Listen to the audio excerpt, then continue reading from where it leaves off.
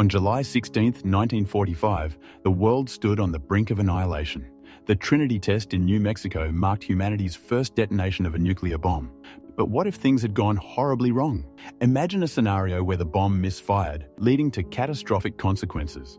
The shockwaves could have triggered a chain reaction, igniting the atmosphere itself. Scientists feared that if the bomb had detonated incorrectly, it could have unleashed devastation far beyond our imagination.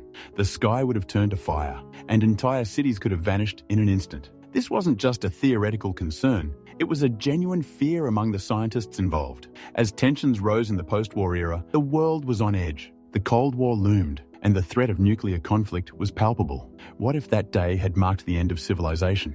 The echoes of that moment still linger, a haunting reminder of our fragile existence. Today, we remember the heroes who stood at the precipice and chose to proceed with caution. Their decisions shaped the future and perhaps saved humanity.